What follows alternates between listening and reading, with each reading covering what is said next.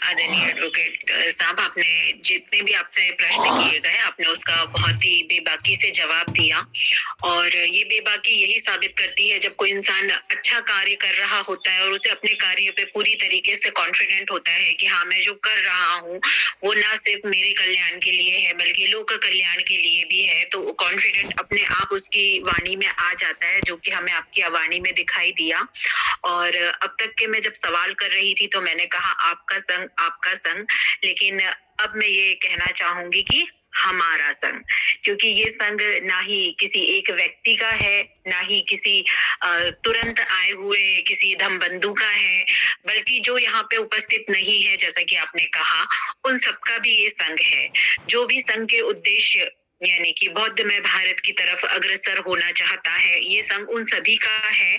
और मैं अपने तरफ से और लोगों के तरफ से जो भी भारत को बौद्धमय बनाना चाहते हैं उनके तरफ सभी के तरफ से आपको बहुत बहुत साधुवाद देना चाहूंगी। आप इसी तरीके से कार्य करते रहें और भी लोग आके स्वतः आपसे जुड़े, स्वतः आपसे कांटेक्ट करें, मीटिंग में आए, जुड़े, अपनी जिम्मेदारियों को समझे कि बौद्धमय भारत बनाना या सिर्फ किसी बस बात करना कि हाँ हमें बौद्धमय भारत होना चाहिए, तो सिर्फ लोग बात ना करें बल्कि अपनी जिम्मेदारियों को समझे कि नहीं, बौद्धमय भारत तब बनेगा जब हम खुद बुद्ध की शिक्षाओं को अपनाएंगे और अपने घर परिवार में सिखाएंगे। अगर हम कहीं और ज्यादा समय नहीं दे पा रहे तो कम से कम हमारे घर में अगर जो 4 सदस्य 5 सदस्य है, कम से कम उतने लोगों को तो हम बुद्ध की शिक्षाओं से अवगत कराएं।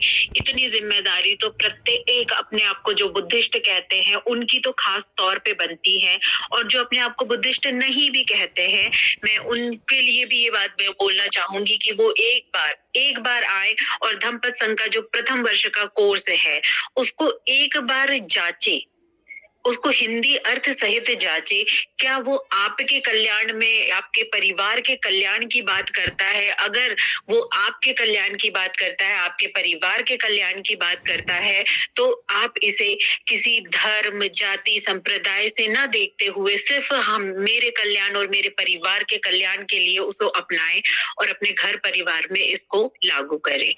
जय भीम, नमो बुद्धाय। मेरे प्रश्न यहीं पे समाप्त होते हैं। इसके बाद में आदरणीय संचालक महोदय से आग्रह करना चाहूंगी कि संघ में उपस्थित जो आचार्य प्राचार्य एवं धम्म बंधु हैं उनके भी प्रश्न वो आगे ले। आदरणीय सूरज रवि आईडी से कृपया अपनी बात रखें। आपका हैंड राइज आदरणीय जी। मैं आप लोग से उस समय लिया था डिस्कस, तो काफी मेरे लाइफ में थोड़ा सा मेहनत करने से कुछ तो सफलता आने लगा, उसके लिए बहुत बहुत धन्यवाद रहेगा। और आप लोग का बात मैं सुनता रहता हूँ, मेरे को बहुत अच्छा लगता है और सोचता हूँ कि और लोगों को जोड़ूं। आदरणीय सत्यपाल बागमरे आईडी से कृपया आप आमंत्रित हैं, अपनी बात रखें। जय भीम, नमो बुद्धाय। सुनतो जय भीम, नमो बुद्धाय। जो कि 24 आवर्स का जो काम करने का संघ ने जो निर्णय लिया है, तो वह बहुत ही सराहनीय है और वो उचित है, क्योंकि धम्म का काम और फिलहाल का जो कंडीशन है देश का और समाज के हर गतिविधियों में, उसमें काम करना बहुत ही जरूरी है। तो इसके लिए मैं साधुवाद कहूंगा संघ को। और मेरा जो प्रश्न है, जिस प्रकार से तथागत बुद्ध और डॉक्टर बाबा साहब अम्बेडकर जी के त्याग और समर्पण की बात तो सभी देश के बुद्ध को और बाबा साहब के पद पर चलने वाले लोग कहते ही हैं, लेकिन इसमें जिस प्रकार से कांशीराम जी का त्याग और समर्पण की जो बात मैंने सुनी थी, तो उनका त्याग और क्या समर्पण है बुद्ध धम्म और संघ बढ़ाने के विषय में और धम्म के कार्य में, तो इसकी जानकारी अगर मिलती है तो अच्छा रहेगा। जय भीम, थैंक यू।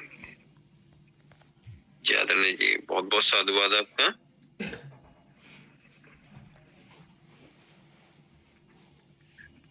जी आदरणीय जी, यदि आपकी बात और शेष ना हो तो कृपया आप हैंड हटा सकते हैं।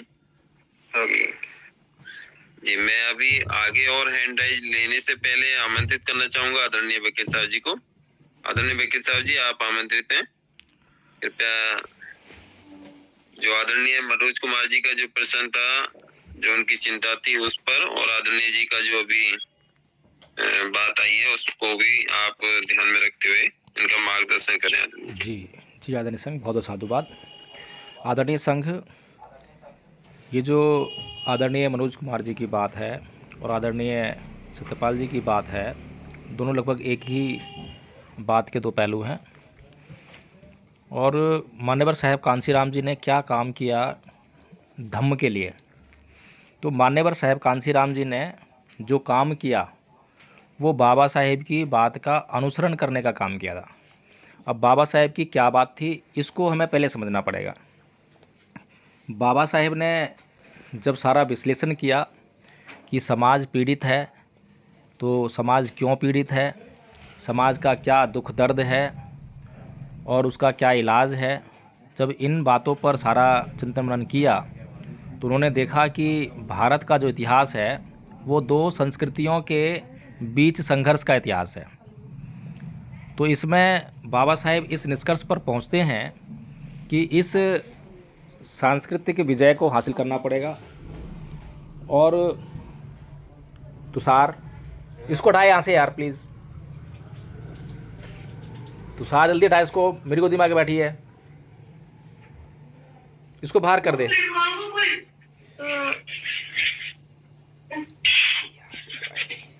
जी आदरणीय डी के आईडी से कृपया माइक बंद करें अपना। जी आदरणीय संघ, क्षमा चाहता हूँ। तो बाबा साहब डॉक्टर भीमराव अंबेडकर ने वो जो सांस्कृतिक संघर्ष था उसको समझा और ये भी देखा कि ये संस्कृति जो है बहुत महत्वपूर्ण चीज़ है, बहुत महत्वपूर्ण है। इसीलिए बाबा साहेब डॉक्टर भीमराव अंबेडकर जब ये कहते हैं कि राजनीतिक सत्ता सभी समस्याओं का हल है, इसलिए हमें राजनीतिक सत्ता प्राप्त करनी होगी, तो बहुत खेदजनक बात है कि भारत के सभी नेतागण केवल लोगों को यही समझाते हैं कि राजनीतिक सत्ता उनकी सभी समस्याओं का हल है और उसके लिए हमें प्रयास करने चाहिए। इसीलिए राजनीतिक पार्टी भी बनती है और उसी पर चर्चा होती है, उसके अलावा कोई अन्य चर्चा नहीं होती है। लेकिन बाबा साहब डॉक्टर भीमराव अंबेडकर ने केवल इतना नहीं कहा कि राजनीतिक सत्ता ही हमारी सभी समस्याओं का हल है, उससे हमारी सारी समस्या हल हो जाएंगी, बल्कि ये भी कहा कि राजनीतिक सत्ता कैसे हासिल करनी है या राजनीतिक सत्ता को कैसे हासिल किया जा सकता है। तो उसके लिए बाबा साहब कहते हैं कि राजनीतिक सत्ता को प्राप्त करने के लिए उसका आधार होने चाहिए सामाजिक और धार्मिक आंदोलन, यानी कि गैर राजनीतिक जड़ें। तो गैर राजनीतिक जड़ें किसी भी राजनीतिक शक्ति का आधार बनती हैं, ये बाबा साहब का कथन है। तो बाबा साहेब की इस बात को अच्छी तरह से समझने का काम किया मान्यवर साहब कांसीराम जी ने, और उन्होंने जो है इस बात को जब समझा कि मुझे अगर राजनीतिक शक्ति को प्राप्त करना है तो मुझे इस देश में सामाजिक और धार्मिक आंदोलन चलाने होंगे जो कि गैर राजनीतिक जड़ें हैं। तो उन्होंने देखा कि अगर मैं धार्मिक आंदोलन चलाता हूँ तो उसके लिए पहली बात तो धार्मिक आंदोलन चलाने के लिए धर्म का अध्ययन करना पड़ेगा। दूसरा, अभी जो समाज है, भारत का समाज, ये अंधविश्वास और पाखंड में बहुत बुरी तरह से ग्रस्त है, लिप्त है।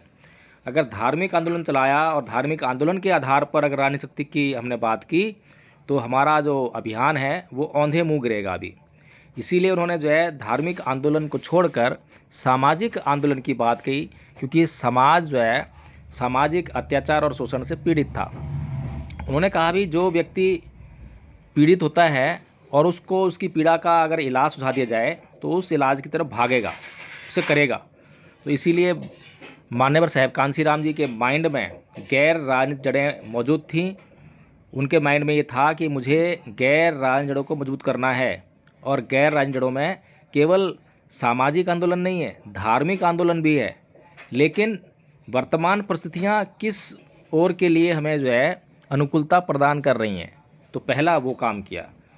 तो इसीलिए जब राजनीतिकता प्राप्त की तो उसके बाद आप देखते हैं कि बौद्ध धर्म, बौद्ध संस्कृति के आधार पर बहुत भारी निर्माण कार्य हुआ और भगवान बुद्ध की मूर्तियाँ भी लगीं, गौतम बुद्ध यूनिवर्सिटी भी बनी।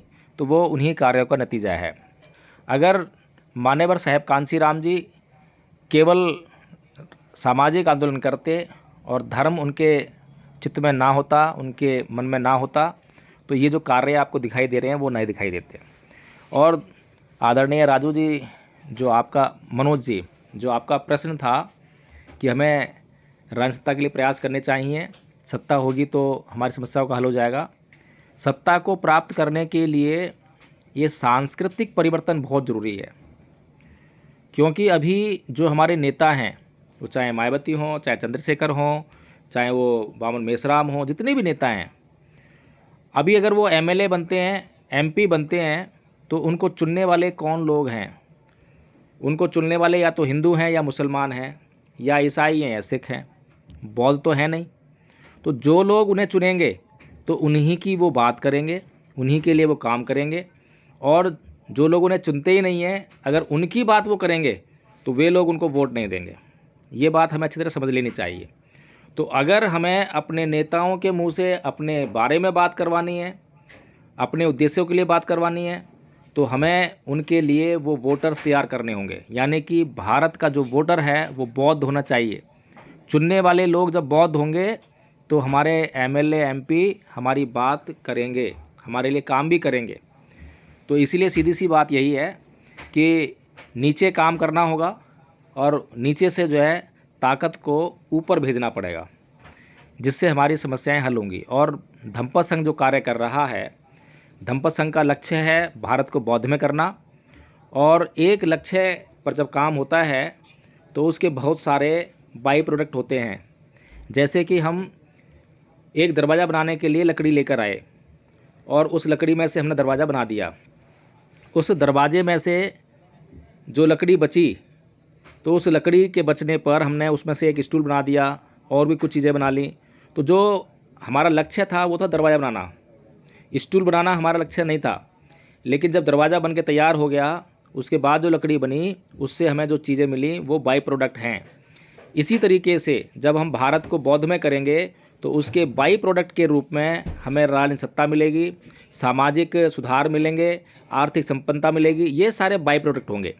लेकिन ये दुर्भाग्य है कि हमारे समाज का जो बुद्धिजीवी वर्ग है उसकी हालत बड़ी खस्ता है। वो बाबा साहेब की बात को जो है समझ नहीं पाया, और जिसने समझा उसने काम किया। मान्यवर साहब कांसीराम ने समझा, उन्होंने काम भी किया और सफलता भी हासिल की। इसीलिए हमारा जो समाज का बुद्धिजीवी वर्ग है वो बाई प्रोडक्ट पे काम करता है, वो लक्ष्य पर काम नहीं करता। जब भगवान बुद्ध का समय था तो भगवान बुद्ध जो कार्य कर रहे थे वो चित्त में सुधार का काम कर रहे थे। और जब समाज के चित्त में सुधार हुआ तो बाई प्रोडक्ट के रूप में अच्छे राजा मिले, अच्छे व्यापारी मिले और अच्छा समाज मिला। तो इसीलिए आदरणीय संघ हमें जो है परम पूज्य बाबा साहेब डॉक्टर भीमराव अम्बेडकर की बातों को, उनकी योजनाओं को, उनकी रिसर्च को बहुत ही गहराई तक जाकर समझने की आवश्यकता है। अगर हमने उनकी रिसर्च को अच्छी तरह समझ लिया, गहराई से जान लिया, तो हमें कुछ अधिक लिखने की ज़रूरत नहीं है, ज़्यादा पढ़ने की ज़रूरत नहीं है, केवल उन बातों को समझने की ज़रूरत है। जितना गहराई समझेंगे उतना ही गहराई से हम जो है आगे काम भी कर पाएंगे। जी आदरणीय संघ, बहुत बहुत साधुवाद। जी आदरणीय जी, बहुत बहुत साधुवाद आपका। आदरणीय